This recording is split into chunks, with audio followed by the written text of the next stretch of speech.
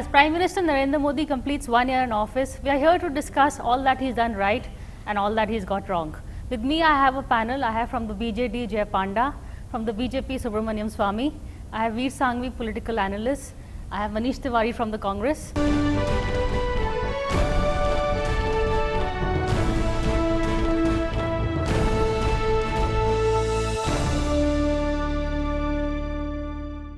Before we begin, Veer, can you give us the editorial report card of the Modi government? Oh gosh, I'm not sure I'm the right person to, but I think there is no one report card for the Modi government. You have to understand, given the magnitude of his mandate, there were at least 3 different categories of people who voted for him. There were hardcore Hindutva people who supported his rise within the BJP. One of them sitting next to you. One of them perhaps being Dr. Swamy.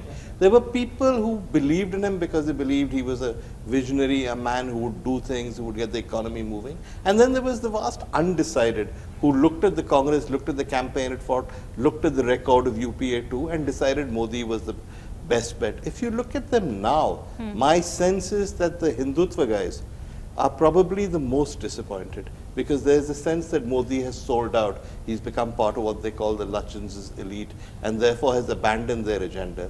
The guys who wanted him to reform the economy and do things and change India are a little disappointed because there have been no big bang reforms. But the bulk of that constituency, which is the ordinary person, looks at Modi and says, okay, he's not been great, but is there an alternative? So I think overall, Modi's support base is intact. But when the problems come, they won't come from the opposition. They'll come from the people Dr. Swamy represents, who will say, where is our temple? Where is the Hindutva agenda? This is what we wanted you to do. Dr. Swamy, do you agree with Well, him? surprisingly, I broadly agree with him. That's a surprise. That's a first. There were we analyzed, some of us who analyzed this thought there were 3 factors in our victory. One was, of course, Modi's personality. And you know, this whole Gujarat success and all had been hyped so much that people began to believe that he'll really deliver goods. The second one was this anti-corruption campaign, which in my opinion discredited Congress's name very substantially. And third was this creeping Hindutva, which enabled a lot of people to rise above caste. And in UP, it made a big difference. Now, I agree with Sangvid in this sense that there is consternation. I wouldn't say they have become rebels or turned against. A consternation that none of the Hindutva commitments in the manifesto is anywhere even being considered. None of the commitments. Not even, say, 370, we have gone the opposite direction. Ram Temple, there's no talk. Uniform Civil Code, there's no reference. Cow, fortunately, 1 or 2 states have acted, so so that is a dissatisfied crowd. But I also agree that general opinion in the country is that as yet there is no alternative to Modi. Well, we have one sitting here. Manish, do you broadly agree? I mean, I like the tone this conversation is taking is, why did Modi win largely? You know, it's time to look at that 1 year, and does that still matter today? Well, the fact is that he won, and the fact is that he got a majority. Now, that's a non sequitur. The question is, what has he done with the majority? And if you look at even dispassionately and in a non-partisan manner, the government seems to swing very tantalizingly between an E for effort and an F for failure. And the reason why I say that is, you see, if you look at it, social cohesion has completely gone for a toss. Dr. Swamy and his fellow travelers may be unhappy, or there may be consternation that they have not, or the government has not done what they wanted. But it is not for the lack of trying, because over the past 1 year, every effort has been made to try and somehow vitiate the atmosphere. Internal security is in shreds. You have Pakistan flags being waved openly.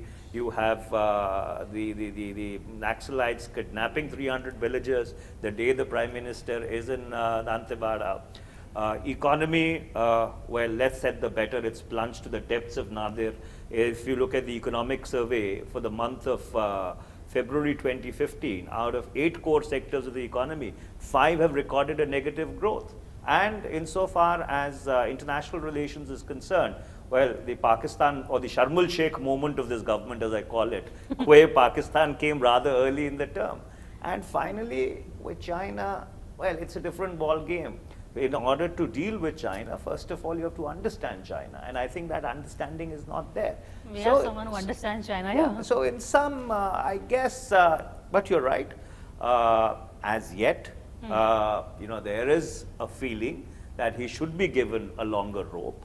And insofar as alternatives are concerned, let us not forget that Mr. Narendra Modi also as an alternative emerged only in the last year of the UPA. Jay, are you ready to give Modi the long rope that everybody here seems to give him? I think the country is ready to give him a long rope because for somebody who has won the Because biggest there's no mandate, alternative or because of Modi himself? well, look, let's look at it this way. Candidate Modi set expectations very high. Although I agree with Dr. Swami that part of the victory was because the UPA government in its last 2 or 3 years had more or less completely ceased to function. It was in rigor mortis and it was mired in lots of scandals. So that contributed. But do not take away anything from Mr. Modi's communication abilities and the fact that he didn't get picked by anybody in his party. The party had no option because he was getting traction with the voters of the country. Correct. So irrespective of whether his party's right wing or centrist wing or left wing supports him or not, he had traction with the voters. Now, if you look at what's happened, I don't think anybody except a spokesperson of the largest opposition party would say that his foreign policy has been a failure. I think by all accounts, his foreign policy has been an outstanding success. He has taken... You're giving him an A+. Certainly. And he has taken elements of previous governments' ideas that had remained ideas and implemented them, but he has also brought about his own idea. For example, this massive engagement with our diaspora is, has been talked about for a long time, but never anything has been done about it. And the way that he's changed India's image abroad is having a tremendous impact. If you look at, then if you transit to the next issue, which is the domestic economy, which is what people had expected he would focus on. Right. Yes, Indian businessmen are probably not as excited because they had had much higher hopes. But if you probe further, very few people have analyzed what a prime minister can do until and unless he has a majority in both houses. Okay, let me bring Veer in this. Veer, do you think Modi is handicapped by the lack of majority, or is he really not focusing on the domestic agenda?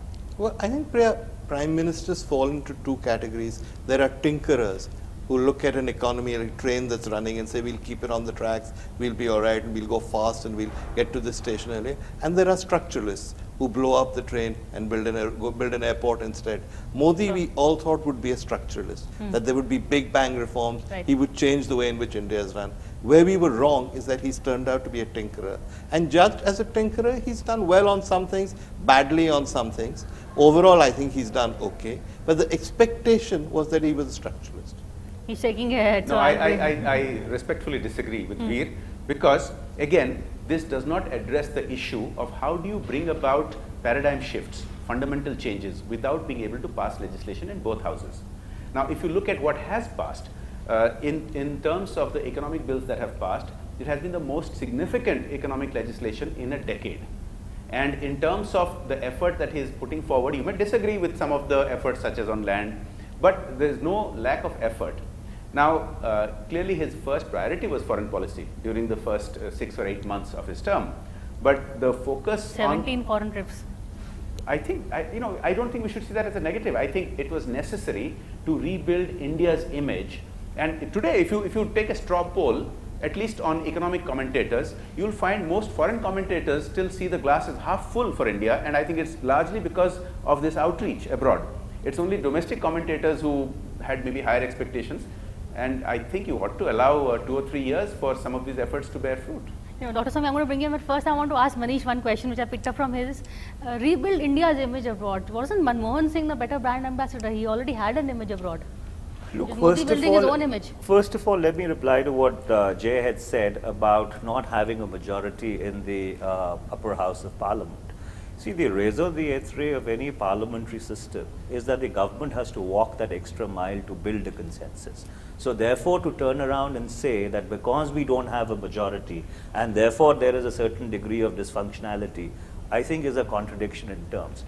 B, I do not agree with this entire diaspora approach. With all due respects, I think it's going to be counterproductive in the long run, for the simple reason that imagine if the Prime Minister of Nepal tomorrow decides to fill up the Indira Gandhi Indoor Stadium and generally hold forth on all and sundry, or the Prime Minister of Bangladesh was to come here and maybe collect 1 million Bangladeshis, legal and illegal, in the boat club, and then celebrate the land boundary agreement. I think you and all your fellow anchors, will go red in the face, screaming about how it's an assault on India's sovereignty. So I don't think it is correct to stretch the patience of your host beyond a particular point.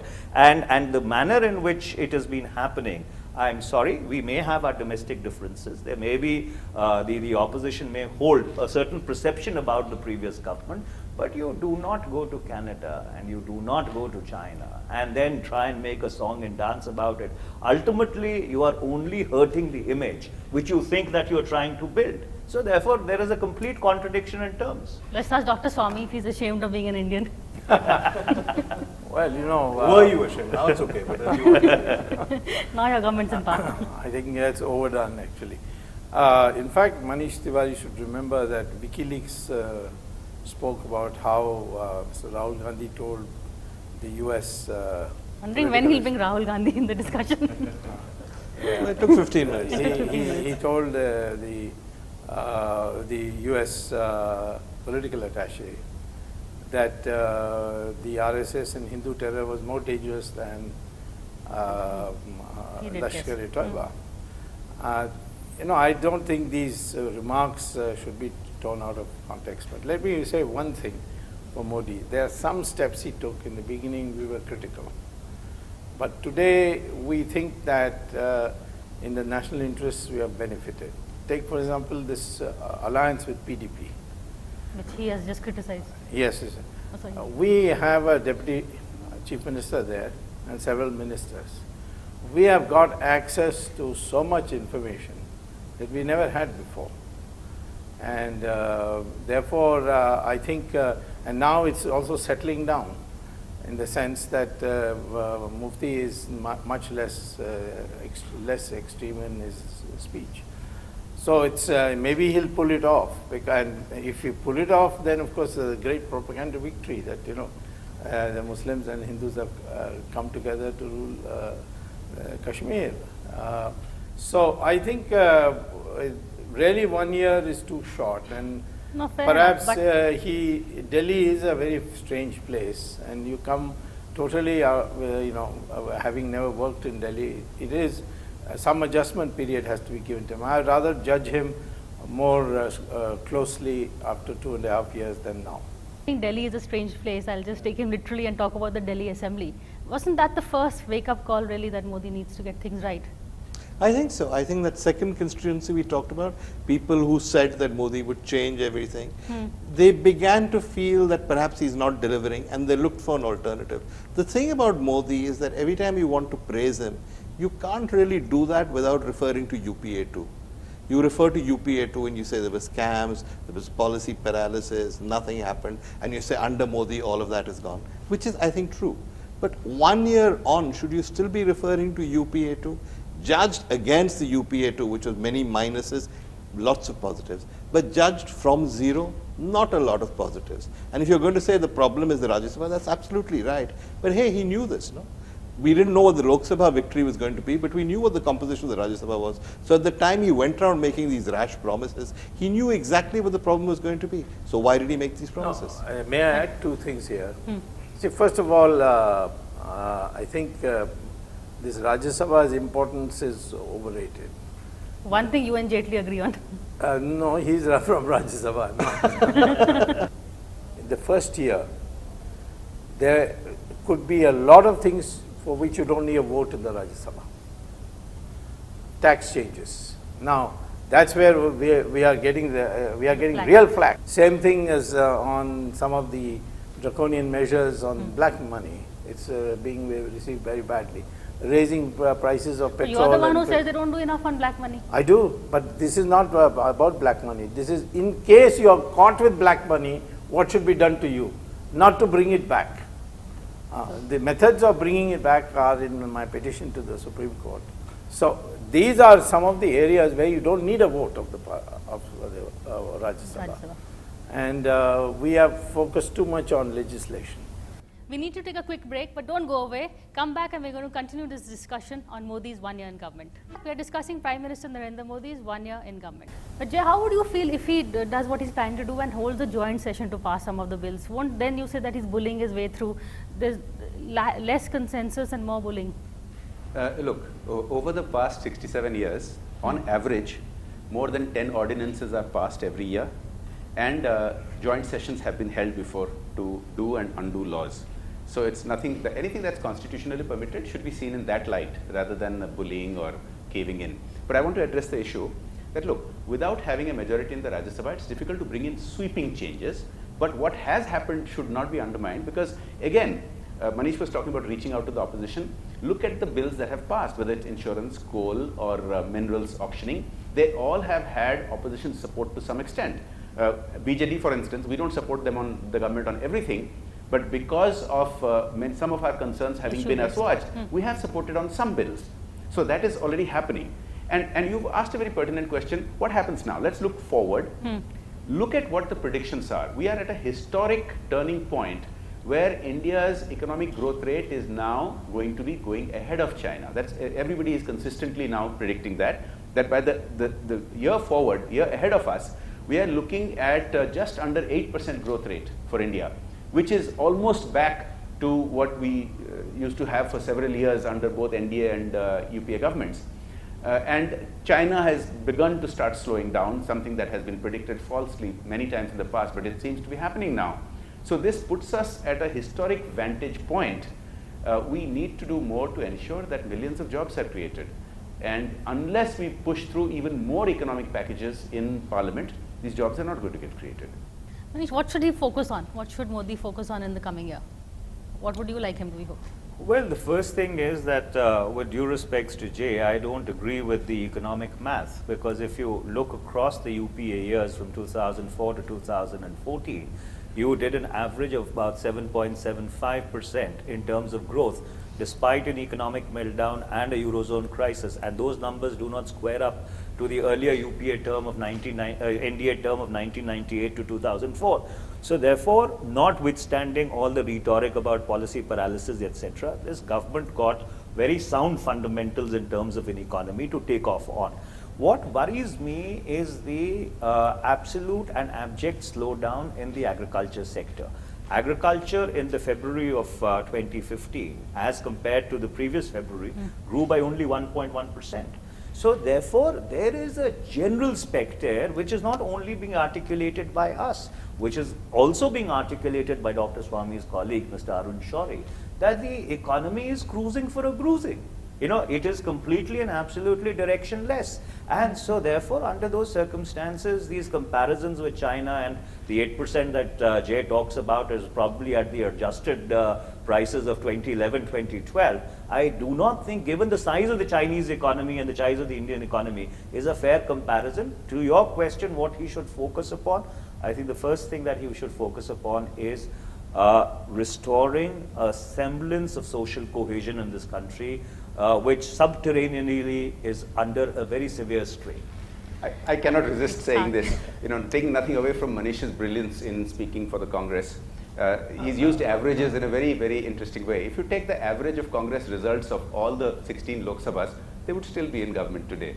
But what the government inherited was less than 4.5% growth rate. I agree with you that social cohesion is very, very important.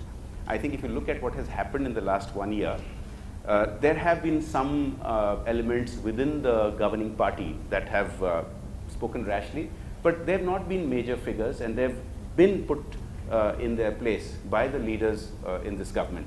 And many of the accusations of minorities being targeted have turned out to be not quite the case. So I think the judgment is still out on that. Well, I would also add that more than the agricultural performance.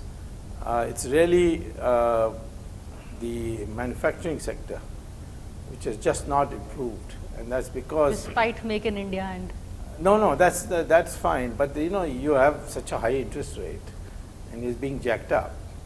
I think you talk to any businessman, he says it's impossible to make money.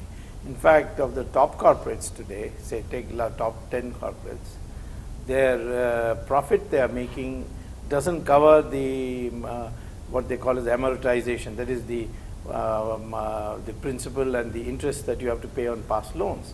I think we need therefore to generate certain enthusiasm, and that can be done by reducing interest rates, which means you need a new Reserve Bank governor, and two major incentives in form of tax reduction, which I would go to the extent of saying it should be, in fact, income tax should be abolished.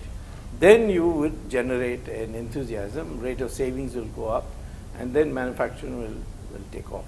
And manufacturing has to take off, otherwise semi-skilled workers will not get jobs. The unemployment figures actually are quite alarming. See, the reality of the Indian economy is that the $2 trillion foreign formal economy floats on $2 trillion of a black economy. That's the reality, or a non-formal economy.